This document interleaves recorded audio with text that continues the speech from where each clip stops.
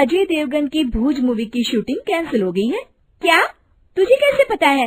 Hello app से देख, ये है हेलो ऐप। जैसे ही आप हेलो ऐप डाउनलोड करते हो, उस पर सर्च बार में हेलो ट्रेंड्स मिलेगा, जिसमें सभी ट्रेंडिंग न्यूज, वीडियोस, आर्टिकल्स मिलेंगे। उससे आप डे टू डे इन्फॉर्मेशन से अपडेट रह सकते हो।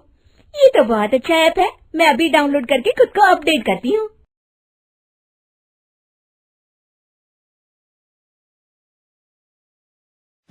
सलोनी बहुत ही सीधी और भगवान को मानने वाली थी, लेकिन उसकी सौतेली माँ उसके सीधेपन का फायदा उठाती थी और उस पर बड़े अत्याचार करती थी। जरा सी चूक हो जाने पर उसकी खूब पिटाई करती।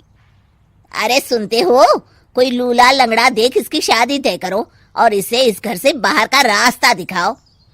सलोनी के पिता जानते थे कि मीना एक चांडाल औरत है, इसलिए वो एक अच्छा घर देख सलोनी की शादी कर देते हैं। लेकिन वहां भी सलोनी से जलने वालों की कमी नहीं थी। सलोनी की ननद निकिता उसे बिल्कुल पसंद नहीं करती थी। सलोनी, बात तो सुनो जरा। जी कहिए। आज शाम को मेरे बॉस खाने पर आ रहे हैं। ध्यान रहे उनकी खातिरदारी में किसी प्रकार की कोई कमी नहीं होनी चाहिए। जी आपने कह दिया, बिल्कुल वैसा ही होगा।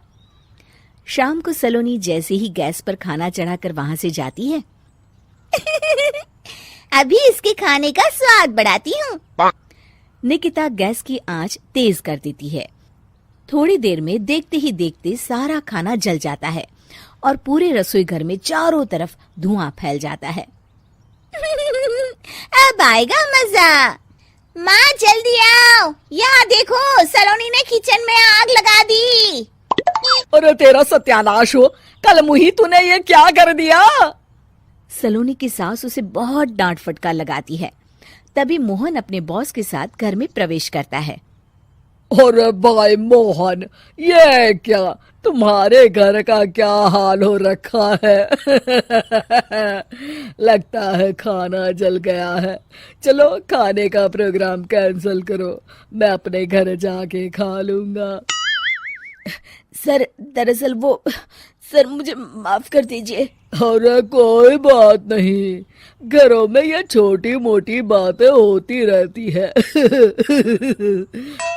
मैं समझ सकता हूँ, फिक्र मत करो, मैं नाराज नहीं हूँ और इस बात का तुम्हारे प्रमोशन पर भी कोई असर नहीं पड़ेगा।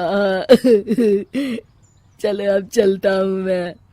बॉस के जाते ही मोहन सलोनी पर भड़क उठता है और उसे खूब खरी खोटी सुनाता है।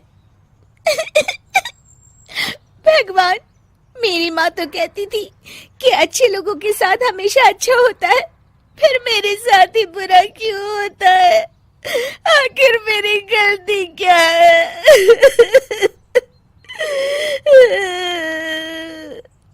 तभी आकाशवाणी होती है। बेटी, अब तुम्हें कोई दुख नहीं दे पाएगा। तुम्हारा बुरा सोचने वाले के मन की सारी बातें तुम पहले ही जान जाओगी। अगले दिन सलोनी निकिता को चाय देने उसके कमरे में जाती है। तब निकिता के मन में कुछ बातें चल रही थी। कल तो मैंने सिर्फ खाना जलाया था, अब तू देखती जा सलोनी, तेरा इस घर में जीना हराम कर दूंगी। अच्छा, तो ये बात है, अब इसे सबक सिखाना ही पड़ेगा। कुछ दिनों के बाद, सलोनी, मेरे कपड़े जल्दी से प्रेस कर दो, ऑफिस के लिए देर हो रही है। सलोनी मोहन के कपड़ों के पास प्रेस गर्म होने के लिए रख देती है और अपने कमरे में चली जाती है।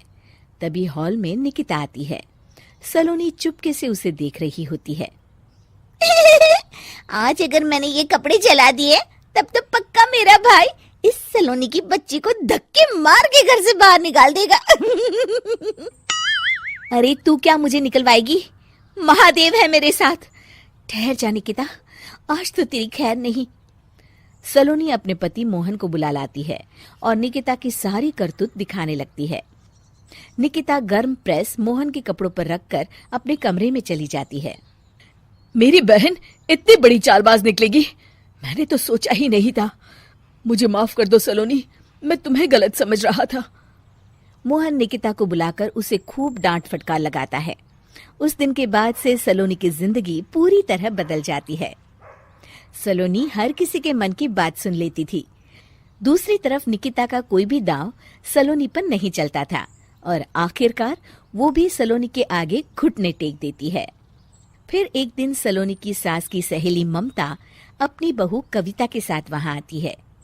कविता मन ही मन कहती है, अरे ये बुढ़िया पागल है जो मुझे यहाँ लेके आ गई। कहाँ मैं अपनी किटी पार्टी छोड़ के इसके साथ यहाँ मरने आ गई। पता नहीं कब तक इसे झेलना पड़ेगा। अरे ये जल्दी मरे और इसकी सारी जायदाद मेरे नाम हो जाए। सलोनी कविता की सारी बातें सुन लेती है। अरे कविता, तुम अपनी सास की जायदाद के लिए उन्हें झेल रही हो और उनके मरने का इंतजार कर रही हो। ये तो गलत बात है। सलोनी की बात सुनकर कविता बिना देर किए कहती है, अरे ये तुमने कैसे सुन लिया? ये सारी बातें तो मैं अपने मन से बोल रही थी। तुमने कैसे सुन लिया? बस फिर क्या था। ये सुनते ही कविता के बगल में बैठी उसकी सास उसकी चोटी पकड़ लेती है। क्यों रे कलमुही, तू मेरे बारे में ये सब सोचती है? मम्मी जी, मुझे माफ कर दीजिए। बड़ी आई मेरी जायदाद लेने वाली। मैं आज ही अपने वकील को बुलाकर सब कुछ छोटी बहू के नाम कर देती हूँ। चल घर चल, आज तेरी अच्छी खबर लेते हूँ। इस तरह सलोनी लोगों के मन की बातें सुन लेती थी, लेकिन धीरे धीरे सलोनी को एहसास होता है कि उसके आसपास के सारे लोग एक दिखावे की जिंदगी जीते हैं और सब एक दूसरे के बारे में बुरा ही सोचते हैं। हे भगवान, दुनिया में कैसे लोग हैं? सबके मन छल कपट से भरे हैं। मैं तो लोगों के मन की बातें सुन सुनकर तंग आ चुकी हूँ। मैं अपनी जिंदगी में अब बहुत खुश हूँ। अब आप मुझसे ये शक्ति वापस ले लीजिए भगवान। इस तरह भगवान सलोनी को दी हुई शक्ति वापस ले लेते हैं और सलोनी एक आम जिंदगी जीने लगती है।